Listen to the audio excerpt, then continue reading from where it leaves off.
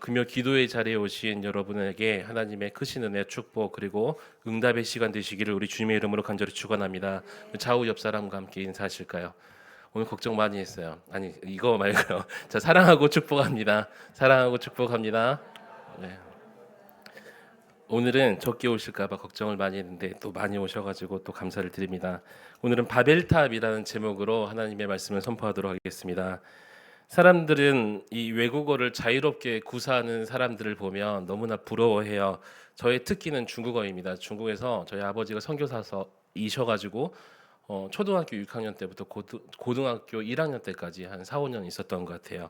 그런데 영어 잘하는 사람은 그렇게 부럽더라고요. 저도 필리핀에서 3개월, 호주에서 1년 좀 넘게 이렇게 영어 공부도 하기도 했었었는데 아무리 해도 이 영어는 잘 안 돼요. 이 대한민국에 태어나서 초등학교, 중학교, 고등학교 그리고 대학교를 다닌 그 모든 사람들 공통적으로 학창 시절에 영어 공부를 열심히 했고 또 졸업 후에도 취업을 위해서 뭐 토익, 토플 뭐 이런 것들을 계속 공부하잖아요. 요즘 초등학교는 이 초중학교 때 시작하는 영어가 늦었다고 해서 유치원부터 영어 공부를 시킨다고 합니다. 일부 부모님들은 아직 말도 못하는 2돌 미만의 어린아이에게까지 이 영어를 가르치겠다고 하면서 애나 부모나 다 고생하는 그런 모습을 또 우리가 보기도 하지요. 그래서 그런지 강남이나 또 해운대 일대 이런 지역이 잘 사시는 분들을 보면 영어 유치원에 한 달에 수백만 원 하는데 거기를 보낸다고 해요. 보내고 싶어도 대기가 한참이 걸려가지고 보내고 싶어도 줄 서 있다라는 기사를 읽어본 적도 있습니다. 하지만 이처럼 많은 시간과 돈을 투자하는 것에 비교해서 정작 영어를 하라 그러면 잘 못해요. 쉬운 단어는 잘 하겠죠. 이 솔직한 이 우리들의 모습이요. 여러분들도 영어 공부 많이 하셨잖아요. 또 오래 하셨잖아요. 영어로 미국 사람이 대화하라고 그러면은 하시겠어요? 어렵죠. 이 어느 목사님이 영어를 잘하고 싶은 마음에 미국으로 유학을 가셨어요. 이제 학위도 따셔야 돼서 막연한 생각으로 한 2, 3개월 정도 미국에 살면 어느 정도 미국 사람처럼 혀도 좀 굴릴 수 있고 한 1년 정도 살면 그래도 뭐 이렇게 좀 사투리 섞어가면서 이상한 방언처럼 영어는 좀 잘할 수 있지 않을까 이런 마음에 미국을 갔다고 해요. 근데 1년이 지나도 이 목사님의 영어 실력에는 큰 차이가 없었다고 합니다. 영어는 둘째치고 이제는 영어도 안 돼, 또 한국말도 잘 안 쓰니까 한국말도 좀 어버버거려 이상한 이 언어가 나오기 시작했다고 해요. 예, 한국말 조금씩 잊혀져 가는 거예요. 헷갈리기 시작합니다.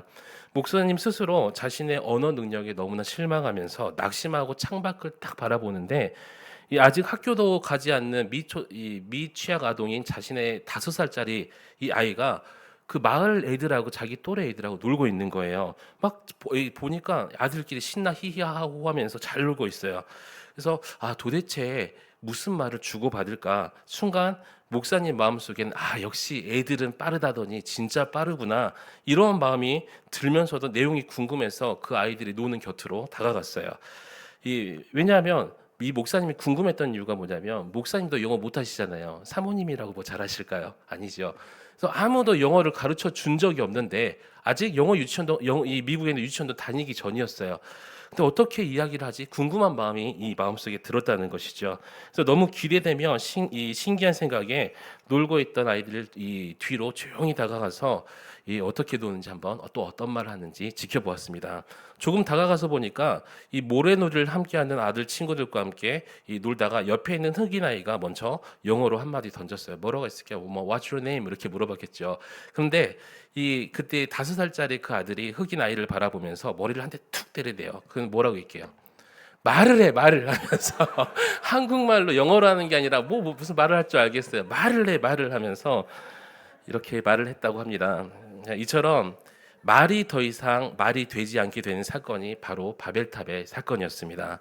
그러나 우리는 본문을 보면서 이 단순하게 이 바벨탑 사건이 탑을 높게 쌓은 사건이다. 그래서 하나님이 싫어했다. 이 정도로만 알고 가서는 안 된다는 거예요. 여기 바벨이라는 의미는 이 바로 히브리어로 혼잡이라는 뜻을 가지고 있습니다. 다 잘 아시죠? 바로 하나님의 뜻과 무관한 인생의 결과가 바로 혼잡이라는 것을 우리에게 말씀하고 계신다는 거예요. 오늘날 우리의 삶 가운데도 사람들은 자신의 노력으로 나의 노력으로 하늘 높이 공든 탑을 쌓아보려고 합니다. 여러분도 마찬가지고 저도 마찬가지예요. 하지만 하나님의 뜻과 무관한 노력은 단지 이 땅의 혼잡함에 불과하다는 뿐이라는 것이죠. 내가 뭔가를 이루려고 내가 뭔가 열심히 하려고 뭔가 탑을 쌓아나가고 있는데 그 결과가 뭐라고요? 바로 혼잡이라는 거예요. 교회 안에서도 내가 열심히 하려고 했었는데 내가 하니까 뭐가 돼요? 혼잡이 된다는 것입니다. 이것을 마음에 새기고 오늘 말씀을 들으시기를 축원합니다. 내 인생을 설계하고 내 인생을 높이 쌓기 위해서 우리가 온갖 노력을 했을지라도 그 안에 우리 하나님께서 없다면 이제 곧 무너져 버릴 혼잡한 탑에 불과할 뿐임은 여러분 기억하시기 바랍니다. 그래서 잠언 이 19장 21절에 함께 읽을까요? 시작. 사람의 마음에는 많은 계획이 있어도 오직 여호와의 뜻만이 완전히 서리라. 아멘. 여러분 아무리 사람이 이 사람의 뜻을 하늘 높이 쌓아 올릴지라도 그 뜻은 여전히 불완전할 뿐이라는 것이죠. 오직 하나님 안에서만 그 뜻이 완전해짐을 여러분 믿으시기 바랍니다. 그렇다면 창세기 11장의 본문의 사람들은 왜 혼잡이라는 것을 택하게 되었을까요? 이들은 분명히 의인이라고 인정받았던 노아의 후손들이었어요. 잘 기억해 보세요. 그럼에도 불구하고 하나님의 뜻과 멀어진 인생이 되었다는 것이죠. 전 특별히 이 본문을 보면서 이 혼잡이라는 단어를 신약에서도 발견하게 되었습니다. 바로 바울이 고린도 후서 2장에 혼잡이라는 단어를 본문과 동일하게 사용하고 있는데, 그리고 바울은 고린도 후서 2장 17절에 본문의 동일한 단어인 혼잡을 다른 말로 대조하기 시작해요. 그것은 바로 그리스도 안에 있는 순전함이라는 거예요. 순전함, 따라합시다. 순전함. 저는 오늘 살아가는 우리 그리스도인들의 삶이 세상의 유혹을 쫓는, 세상의 이 달콤함을 쫓는 혼잡함이 아니라 오직 그리스도 안에서 순전함을 누릴 수 있기를 우리 주님의 이름으로 간절히 축원합니다.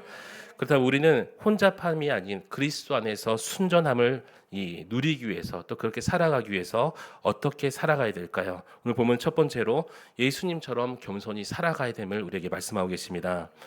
혼잡함이 아닌 그리스도의 순전함으로 살아가기 위해서 우리는 먼저 예수님의 이 겸손함을 기억해야 된다는 것이죠. 2000년 전에 이 땅에 오신 우리 예수님, 거룩하시며 전지전능하신 하나님이셔요. 하지만 그 하나님께서 친히 낮고 낮은 인간의 몸을 입으시고 이 땅에 오셨습니다. 여러분 세상의 종교에 신이 인간이 되었단 말 들어본 적 있으세요? 있어요. 있기는 있어요. 그런데 간혹 이 세상의 종교에서 신이 인간이 되었거나 하늘에 존재인 어떤 천사나 어떤 선녀가 인간이 되었다고 할 때는 하늘에서 뭔가 죄를 짓고 이 땅에 내려와서 추방당하는 그런 신들은 저도 본 적이 있습니다. 하지만 우리 예수님은 아니라는 것이죠. 그래서 빌립보서 2장 6절부터 7절 말씀에 그는 근본 하나님의 본체시나 하나님과 동등됨을 취할 것으로 여기지 아니하시고 오히려 자기를 비워 종의 형체를 가지사 사람들과 같이 되셨고. 아멘. 즉 하나님 대신 예수님이 겸손하시기 때문에 바로 우리 인간의 몸을 취하심을 여러분 믿으시기 바랍니다. 더욱이 이 땅에 오신 예수님은 왕궁이나 또 소위 우리 수천만 원 하는 이 아기 태어나는 시설들이 있다고 해요.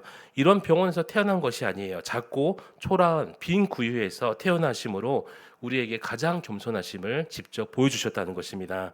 그리고 겸손하게 33년간 이 땅에서 이 생애를 살아가시고 또 마지막은 우리를 위해서 비참하게 십자가에서 죽으시는, 그렇게 죽기까지 우리를 사랑하심으로 그렇게 낮아지셨다는 거예요.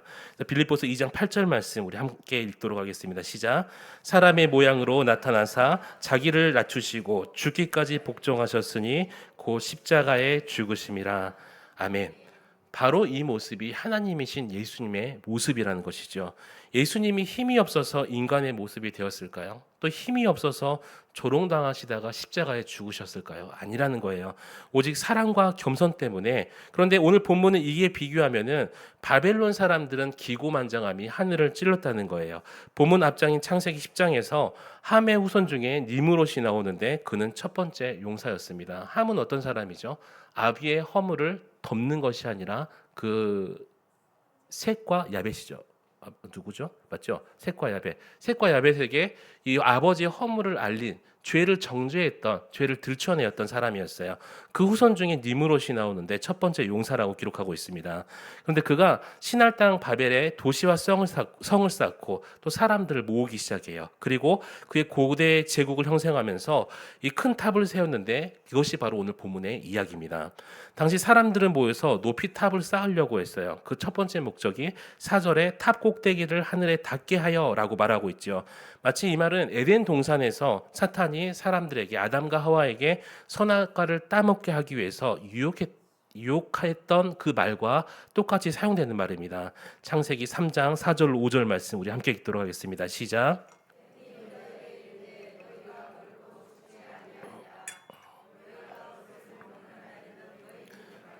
하나님과 같이 되어 선악을 알 줄 하나님이 아심이니라. 아멘. 하나님과 같이 되어, 창세기 3장 5절에 하나님과 같이라는 의미는 바로 하나님처럼이라는 의미를 담고 있는 거예요. 인간이 하나님이 되겠다는 마음이 바로 사탄이 주는 큰 욕망, 이 죄라는 것이죠. 바벨 이 사람들이 탑을 쌓고 있는 이유가 무엇이냐면 하나님처럼 되고 싶어서 하나님 같이 되려고 이 욕망에서 출발을 했다는 것입니다. 사람들은 그렇죠. 다시는 이 홍수에서 멸망당하지 않기 위해서. 그 말이 바로 이 말이에요. 하나님처럼 되어서, 나는 하나님처럼 같은 동등한 존재가 되어서 하나님 심판쯤이야 내가 이길 수 있다, 이런 이 죄성의 마음이 품었다는 것입니다. 지금 하늘에 대해서는 이 미디어나 많은 영상으로 더 이상 이제 미지의 공간이 아니죠. 우주도 탐험도 하고 우주선이 날아가기도 하고, 오히려 이제 하도 많이 날리니까 우주에 쓰레기가 많다고 걱정하는 시대가 지금 시대입니다. 하지만 사실 100년 전까지만 해도 우주라는 것은 전혀 이 미지의 이런 세계였죠. 그래서 고대 인간은 늘 저 하늘은 인간이 갈 수 없는 곳이고 오직 하나님만 계신 곳이라고 여겼던 곳이 바로 이 하늘이었어요. 바울이 고린도후서 12장 2절에 하늘에 대한 이 재밌는 표현을 합니다. 내가 그리스도 안에 있는 한 사람을 아노니 그는 14년 전에 셋째 하늘에 이끌려 간 자라. 그가 몸 안에 있는지 몸 밖에 있는지 나는 모르거니와 하나님은 아시느니라 라고 이야기를 한단 말이에요. 여기서 셋째 하늘이라는 의미가 무엇이냐면 바로 유대인들이 말하는 그 천국을 이야기하고 있습니다. 이 당시 유대인들의 눈에 보이는 하늘, 우리가 쳐다보는 그 하늘은 1층천이라고 불렀고요. 또 대기권을 2층천이라고 부릅니다. 그리고 마지막 대기권 위에 있는 하늘, 우리가 흔히 말하는 그 우주, 이런 것이 바로 하나님의 계신 천국, 즉 3층천이라고 여겼었는데, 그래서 바울은 그 천국을 14년 전에 나는 다녀왔다라고 조심스럽게 고백을 하죠. 바로 고린도서 12장이 바울의 천국 간증이었던 것입니다. 이처럼 하늘이라는 것은 지금도 마찬가지고 예전에도 마찬가지고 하나님께서 임재하는 장소, 이것을 상징하고 있었어요. 그런 하늘을 지금 사람들이 그 하늘에 올라가겠다라고 이야기를 하는 거예요. 하나님이 계신 곳에 나도 하나님처럼 그곳에 있고 싶어라는 마음이 담겨 있다는 것이죠. 그래서 탑을 쌓는 인생들의 이 모습은 하나님과 동등됨을 추구하는 인간의 교만함을 말씀하고 있음을 여러분 기억하시기 바랍니다. 오늘 이 말씀은 이 사람들이 그때 그랬다라고 알려드리는 것이 아니에요. 우리가 지금 그 교만을 행하고 있다라고 말씀을 드리는 것입니다. 하지만 그런 사람들에게, 그런 또 우리들에게 에스겔서 28장 2절에 하나님께서 이렇게 경고를 하세요. 함께 읽겠습니다. 시작. 내 마음이 교만하여 말하기를 나는 신이라. 내가 하나님의 자리 곧 바닷 가운데에 앉아 있다 하도다. 내 마음이 하나님의 마음 같은 채 할지라도 너는 사람이요 신이 아니거늘. 아멘. 저는 동물을 굉장히 사랑하고 좋아하는 사람입니다. 얼마나 예쁜지 몰라요. 솔직하게 그런데 키우는 것은 별로 좋아하지 않아요. 저는 아버지한테 그렇게 교육을 받았습니다. 들어보시면 할 거예요. 더욱이 이 동물은 동물이지 동물일 뿐이지 절대 인간처럼 키워서는 안 된다, 이렇게 교육을 받았어요. 또 저도 그렇게 생각을 합니다. 제가 부산에 있을 때 해운대 바닷가, 제가 살던 집하고 좀 가까웠단 말이에요. 해운대 바닷가를 쭉 거닐다 보면 사람들과 함께 산책 나오는 강아지들, 또 대형견들을 볼 수가 있어요. 외국인들도 이렇게 많이 끌고 다녀요. 그런데 이 해운대는 바닷바람이 세기 때문에 보통 사람들이 산책을 나올 때는 전부 다 바람막이를 입고 나오셔요. 근데 개들을 보면 참, 와, 탄성의 소리, 탄식의 소리, 뭐 그런 소리들이 절로 입에 나오는데, 어떤 개는 주인이랑 바람막이를 깔맞춤 해가지고 같이 입고 나오신 개 분도 있고, 개와 그런 분들도 있고, 어떤 그 케이스를 보면 사람이 개를 끌고 가게 생겨, 그렇게 큰 대형견인데 사람이 그 개를 뭐 이렇게 포대기 같은데 또 그 뭐라 하죠, 아기 그런 게 메고 다니기도 하고, 또 개를 유모차에다가 태우면서 이렇게 다니시는 분들도 있더라고요. 그분들을 뭐라 하는 것이 아니라 저랑 안 맞다고요. 그래서 또 어떤 개는 또 명품 스포츠, 저희는 그런 표현을 해요. 개 추리닝이다. 개 추리닝을 입는 개도 보고, 제가 그 이야기를 부산에 있는 그 교인들, 권사님들에게 했더니 뭐라고 말씀하시냐면 개 추리닝 하나에 3, 40만 원 한대요. 엄청 비싸죠. 또 게 포대기 하나에 50만 원 이렇게 한다는 이야기도 들었습니다. 그래서 또 제가 게 사료가 우리가 먹는 쌀보다 더 비싼 이 사료도 있다고 해요. 얼마나 어이가 없었는지 모릅니다. 개는 개처럼 키워야 되고 고양이는 고양이처럼 키워야 된다는 게 바로 제 생각이에요. 그런데 이런 개와 고양이도 차이가 있죠. 개는 자기가 자기에게 먹이를 주는 사람을 주인이라고 여기는데, 하지만 고양이는 자기에게 먹이를 주는 사람을 종이라고 여긴다고 해요. 얼마나 이렇게 어이없는 이야기입니까? 아무리 자기가 고양이와 개를 좋아한다고 하는 사람도 만약 자기에게 하나밖에 없는 손주에게 이 개가 고양이가 꽉 물어버렸다면 아마 모두 이 탕으로 보내버렸겠죠. 사철탕으로. 아무리 좋아도 동물은 동물이고 인간은 인간이라는 거예요. 여러분, 지금 바벨탑을 쌓았던 이유는 벌레만도 못한 인간이, 그죠? 동물보다 더 못한, 벌레만도 못한, 성경에 표현되는 그 표현대로 벌레 보다도 못한 인간이 감히 하나님처럼 되고 싶다는 마음을 마음속에 품었다는 거예요. 하늘에 계신 하나님의 그 공간에 닿아보겠다고 높이 쌓고 있다는 것입니다. 동물들도 그래요. 자신이 잘해주면 그것도 동물들도 그게 권리인 줄 알아요.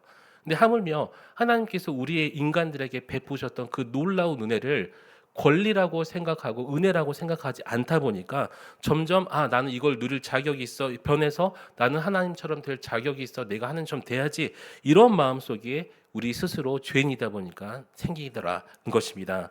그래서 오늘날 많은 사람들은 스스로 높아짐을 강조하면서 마치 그것이 개성 또 인권 신장이라는 단어로 높아짐 또 교만함을 포장한다는 거예요. 그리고 하나님과 나는 동등하다, 이런 것들을 시도하는 우리들의 모습이 있다는 것이죠. 그래서 하나님은 이런 인간들의 교만함에 철저히 경고하시고 또 그 교만의 탑을 결국 무너뜨릴 것임을 우리에게 말씀하고 계신다는 거예요. 그러면 교만한 사람은 어떻게 돼요? 결국 무너질 수밖에 없다는 거예요. 또 이게 여기서 무너져서 딴 곳 가서 괜찮겠지 하고 또 탑을 쌓아요. 그 탑은 온전할까요? 아니죠. 결국 또 무너질 수밖에 없습니다. 1912년 4월 10일에 영국의 타이타닉호라는 당시 세계에서 가장 큰 배가 출항을 앞두고 있었습니다. 제가 영어 배울 때 이 비디오를 40번을 넘게 봤어요. 그래서 웬만한 대사는 거의 다 외웠었습니다. 당시 이 타이타닉의 배 주인이었던 브루스 이스메이라는 사람이 이런 말로 인터뷰를 해요. 타이타닉호가 얼마나 거대한지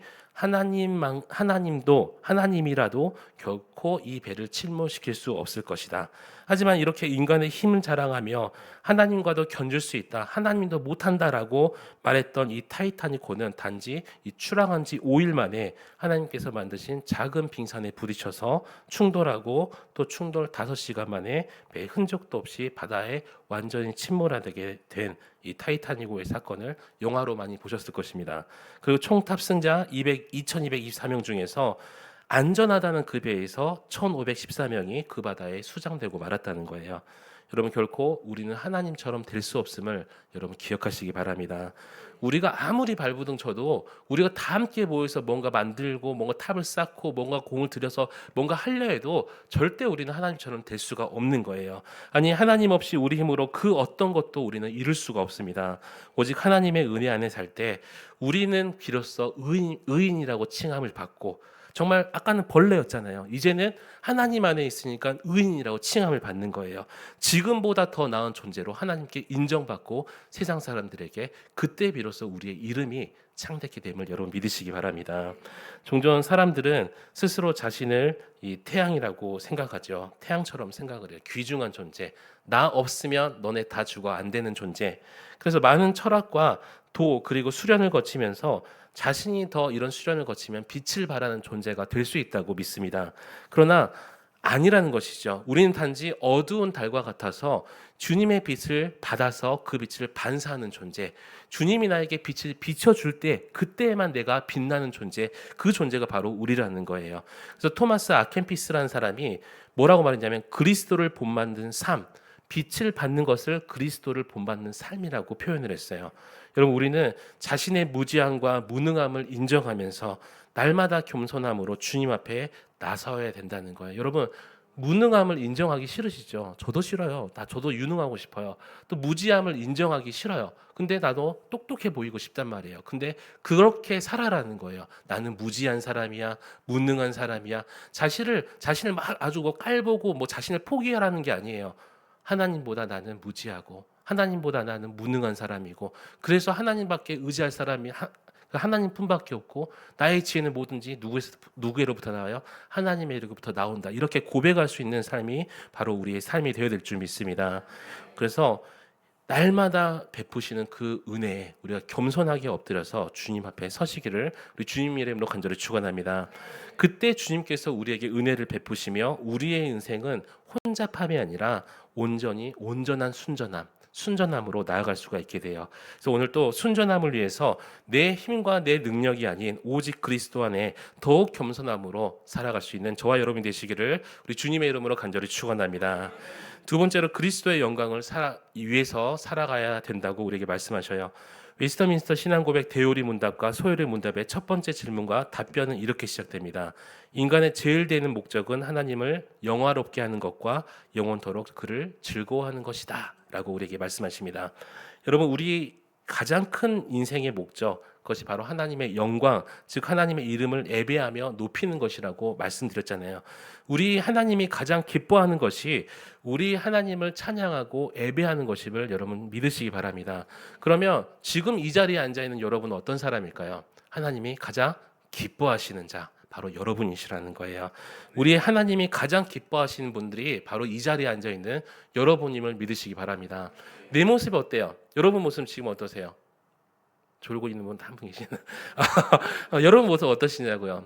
하나님 앞에, 아니에요. 하나님 앞에 내어놨을 때 나는 죄인이고 정말 보잘것없고, 오늘 하루도 지난주도 지난 이 날들도 죄를 짓고 이렇게 이 자리에 나왔지만, 이 자리에 나오신 여러분들을 하나님께서 너무나 기뻐하심을 여러분 믿으시기 바랍니다. 그것이 바로 우리가 드리고 있는 이 예배라는 거예요. 그래서 이 하나님께서 예배를 드리는 것을 기뻐하시지만, 하지만 사람들은 죄의 결과로 하나님의 이름보다는 자신들의 이름을 더 높이고 세상에 알리고 싶어 한다는 것이죠. 우리는 이 자리에서 하나님의 이름을 높이지만 세상 사람은 누구의 이름을 높여요? 자신 스스로의 이름을 높인다는 거예요. 그래서 그런지 우리 옛말에 호랑이는 죽어서 가죽을 남기고 사람은 죽어서 이름을 남긴다는 말이 있습니다. 이처럼 사람들은 자기의 이름의 석자를 남기기 위해서 온갖 시도를 다한다는 거예요. 저는 이 아파트에 또 오랜만에 살면서 좋은 점이 누구 집이라고 안 써 있어도 좋더라고요. 그냥 몇동몇호만 써야지. 옛날에는 어떻게 했어요? 이 사람 이름 한문으로 딱 적어가지고 누구 집 이렇게 해놨었잖아요. 여기 바벨탑을 쌓으면서 혼잡해진 이 이유는 바로 자신의 이름을 내기 위해서였다는 거예요. 그래서 4절 중반에 이렇게 말씀하십니다. 우리의 이름을 내고, 여기서 이름이란 다른 의미로 명성, 명예 이런 거겠죠. 어떤 유대인 학자는 본문을 주의하면서 당시 바벨탑을 쌓았던 사람들은 그 벽돌을 쌓을 때 그 벽돌에 자신의 이름을 새기지 않았을까라고 추측을 한다고 합니다. 그래서 그런지 전 세계 유명한 유적지나 관광지에 가면 벽이나 주변에 볼 수 있는 것이 뭐예요? 한국 사람 누구 왔다 감 이렇게 써놓잖아요. 그래 후회인가 봐요, 저희들도. 한국 사람들이 그렇게 많다 그래요. 요즘에 한국 사람들도 이렇게 많이 교육을 받다 보니까 이제는 저기 옆에 무슨 나라에서 많이 쓴다고 합니다. 정말 사람들은 자신의 이름을 남기기를 원하고, 저 교회도 그렇잖아요. 연역이 남았으면 얼마나 좋을까. 저번에 이 한강교회 이 복도에 연역 한번 쫙 사진 한 적 있었잖아요. 청년부에서 열심히 만들은 제 이름이 빠져 있는 거예요. 그 나중에 만들어 주시다 서운할 뻔했었어요 그때. 이렇게 자신의 이름을 남기기 원한다는 거예요. 목사도 마찬가지라는 것이죠.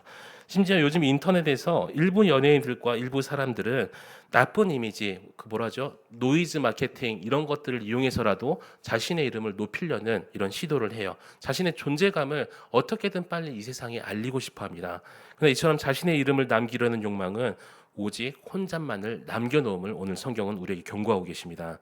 이 위대한 바빌론이라는 제목으로 이 바벨탑에 대한 역사적 고증을 예전에 EBS 방송에서 4부작으로 방영했던 적이 있었습니다. 근데 신기한 것은 바벨탑의 흔적은 수천 년이 지난 지금까지 여전히 남겨져 있다고 해요. 그런데 정작 그 바벨탑을 쌓았던 수많은 사람들의 이름은 여전히 단 한 명도 알 수 없다라고 이야기를 합니다. 하지만 본문의 바벨탑 사건 이후 창세기 11장 이후에 보면 셈의 족보가 나오고 다시 데라의 족보가 나오면서 그 후손 가운데 아브라함이라는 인물이 등장하기 시작을 해요. 그리고 무명의 아브라함이 주인공이 되면서 이제 창세기 12장이 펼쳐지기 시작합니다. 이때 무명의 아브라함이 자기 스스로 이름을 알리기 위해서 어떤 노력을 하거나 무언가를 하지 않았어요. 한 번도 성경에서는 그렇게 기록한 적이 없습니다. 오직 하나님께서 아브라함을 축복하시고 약속을 하시지요. 창세기 12장 2절 말씀 함께 읽도록 하겠습니다. 시작. 내가 너로 큰 민족을 이루고 내게 복을 주어 내 이름을 창대하게 하리니 너는 복이 될지라. 아멘. 바로 인간의 제국에서 자신의 이름을 알리려고 노력했던 바벨탑 사람들과 다르게 하나님은 하나님의 나라를 위해서 이 메소포타미아 문명에 불과했던 아브라함을 은혜로 불러주시고, 어떻게 불러셨어요? 은혜로 불러주시고, 저와 여러분을 은혜로 이 자리에 불러주시고 하나님 나라의 유명한 사람으로 세우셨다는 거예요.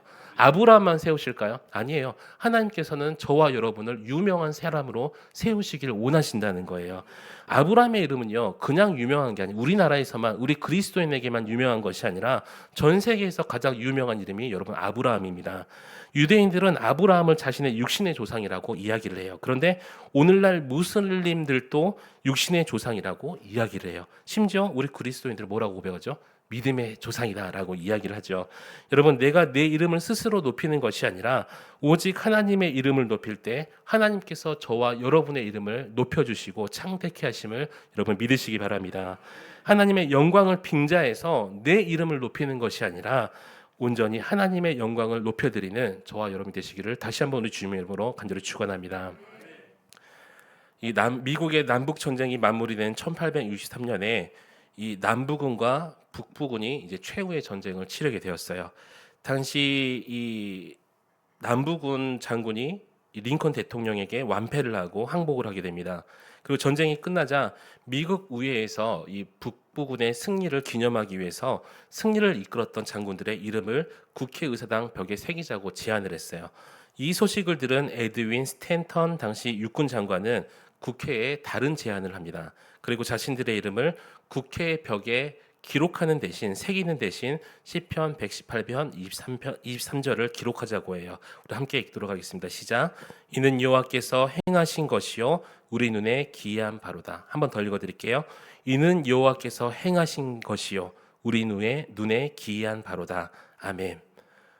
여러분, 이렇게 하나님의 이름을 높였던 나라가 바로 미국이고요. 지금 세계 1등의 나라가 되었다는 거예요.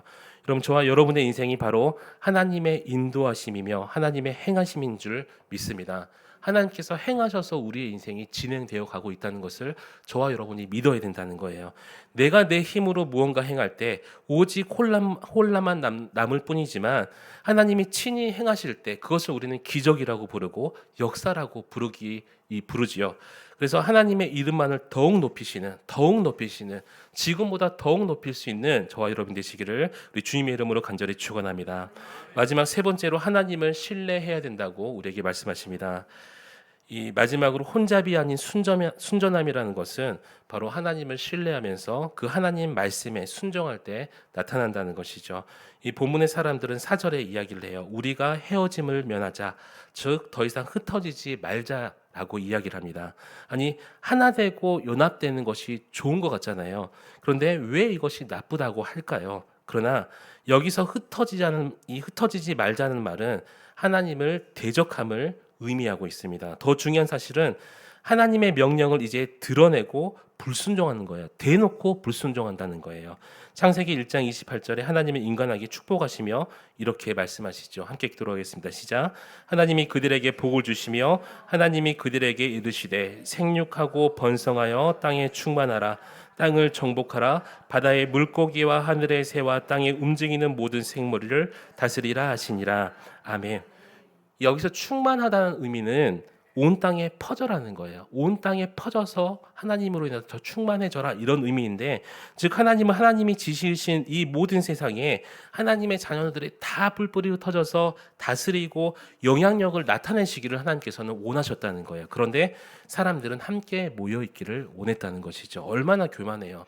대놓고 하나님의 명령을 거부하고 대적했던 사람들입니다.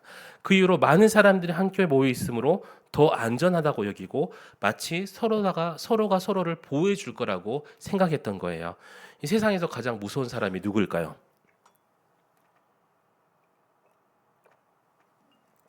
물 마실 동안 이야기를 해주시면 편하죠. 세상에서 가장 무서운 사람이 누구입니까? 무서운 사람이 없나 보네요.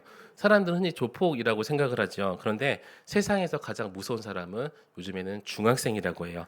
그래서 어른들은 중학생을 뭐라고 부르냐면 저기 중학생들이에요. 외계인, 좀비 또는 우리와 다른 생명체라고 이야기를 합니다.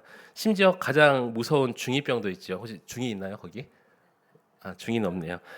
어, 그런데 이런 중학생들이 왜 위험하냐면 혼자 있을 때는 그렇게 위험하지가 않아요. 힘을 발휘할 수가 없어요. 그런데 이 아이들이 함께 있으면 순간적으로 더 이상 이 세상이 무서워지지 않는다고 합니다. 심지어 경찰이나 공권력조차도 무서워하지 않아요.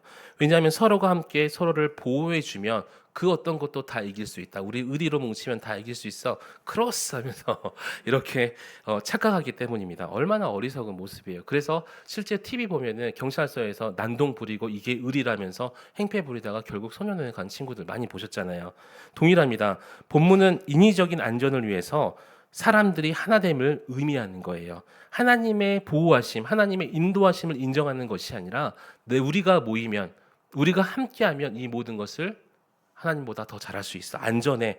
더불어 하나님과 경쟁해 보겠다는 의미를 가지고 있습니다. 하지만 인간들이 모여 있고 인위적으로 하나 되었다고 안전한 것이 아니라는 것이죠. 더 중요한 사실은 이 모습이 하나님을 기쁘게 하지 못한다는 거예요. 이런 인위적인 하나됨은 결국 하나님을 신뢰하지 않고 오직 사람만을 신뢰하고 사람의 힘을 신뢰하게 된다는 것입니다.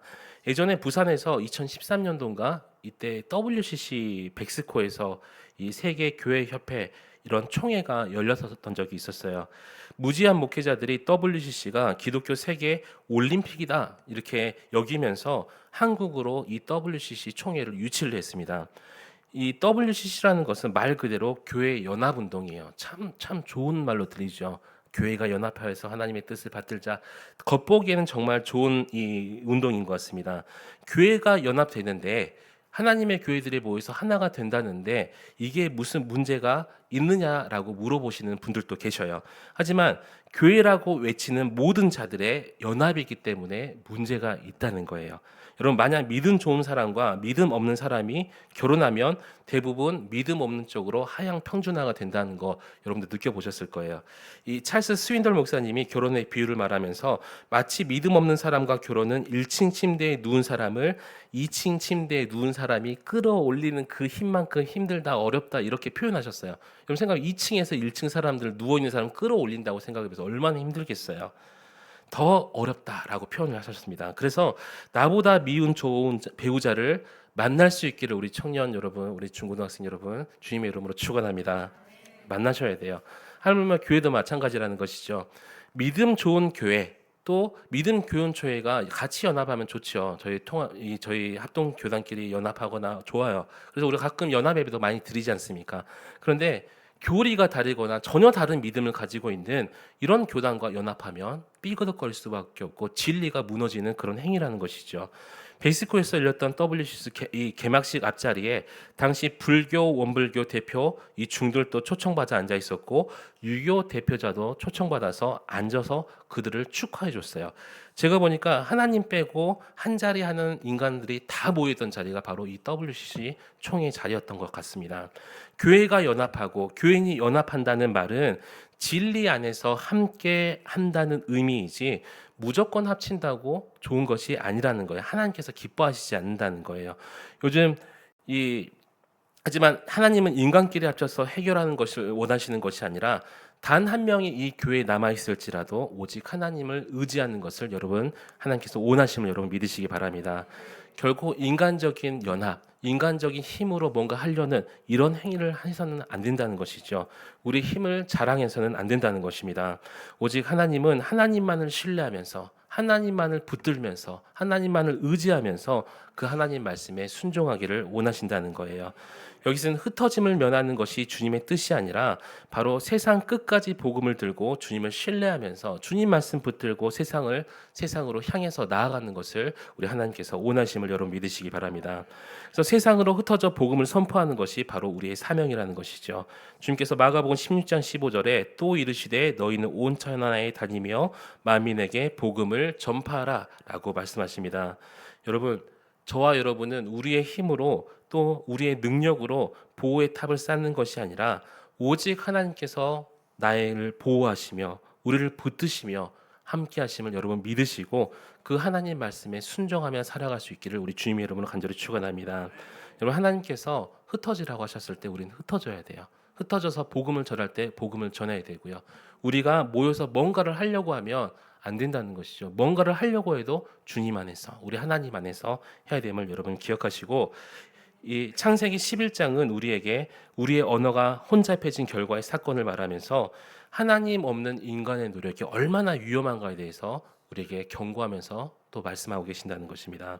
교회 안에서 우리가 뭔가를 행할 때도 정말 잘하고 남들이 잘했다 이렇게 칭찬하고 격려할지라도 그 가운데 하나님이 없으면 어떻게 된다고요? 처음에 말씀드렸죠. 혼잡해진다는 거예요. 혼잡해짐. 그래서 어떤 일을 하든지 교회에서나 가정에서나 직장에서 사업장 그 어디에 있든지 우리 학생들은 학교에서 있든지 그것이 어디든지 하나님 안에서 행할 수 있기를 축원합니다. 나누어지고 혼잡해져진 사건, 이 혼잡해져 버렸던 이 사건은 신약에서 하나로 통일되는 사건이 일어나요. 바로 사도행전 2장의 오순절 방언, 오순절 마가의 다락번 사건이죠. 성령 충만함이 나타났을 때 서로 다른 언어가 통일되고 하나 되는 기적이 일어납니다. 뿐만 아니라 바벨탑을 통하여서 하늘로 올라가려고 했던 인간의 모습과 다르게 마지막 날이 되었을 때 하나님의 나라가 이 땅으로 내려오는 것을 볼 수가 있습니다. 우리 계시록 21장 2절 말씀 함께 읽도록 하겠습니다. 시작. 또 내가 보매 거룩한 성 새 예루살렘이 하나님께로부터 하늘에서 내려오니 그 준비한 것이 신부가 남편을 위하여 단장한 것 같더라. 아멘. 여러분, 우리는 우리의 힘으로 탑을 하늘로 쌓아 올라가려는 인생이 아니라 하나님이 이 땅으로 내려오시는 그 은혜의 힘으로 살아가는 자들임을 우리가 고백해야 될 줄 믿습니다. 우리는 그래요. 우리의 힘으로 우리의 뭔가를 가꾸고 노력하고 하나님처럼 되려고 하는 것이 아니라 아까 표현하잖아요. 신부가 남편을 위해서 단장하는 것. 그래서 우리도 신부라고 우리가 스스로 여기고 고백하면서 신부 단장을 해야 된다는 거예요. 신부 단장 따라합시다. 신부 단장. 여러분 결혼하실 때 얼마나 꽃단장 하셨어요? 그 사진도 공들여 찍고 드레스 고르는 것도 공들여 고르고 화장도 마찬가지고 헤어도 마찬가지고 그런 단장의 노력들이 우리에게 필요하다는 것입니다. 그리고 그 은혜가 우리 가운데 흘러넘칠 때 참된 순전함이 드러나며 참된 기쁨이 나타나게 될 것입니다. 그래서 오늘 또 주님의 은혜 가운데 겸손함으로 하나님의 영광 가운데 오직 주님을 신뢰함으로 승리하며 나아갈 수 있는 하나님의 기쁨이 되는 하나님의 자랑이 되는 저와 여러분 되시기를 우리 주님의 이름으로 간절히 축원합니다. 아멘. 오늘 기도하시기 전에 찬양 한 곡 하고 기도하시겠습니다. 우리 찬양 나의 영혼이 잠잠히 찬양하실 텐데 우리 교육위원장 장로님과 우리 선생님들 또 부장 선생님들 오신 분은 다 앞으로 나오셔가지고 마이크 저기 있어요. 우리 함께 찬양하면서 오늘이 이 성경학교 수련회 우리 주일학교 행사 또 마지막 기도회 하는 날입니다. 우리 다 함께 나오셔서 또 서로를 축복하면서 같이 기도했으면 좋겠습니다. 우리 나의 영혼이 잠잠히 함께 찬양하도록 하겠습니다.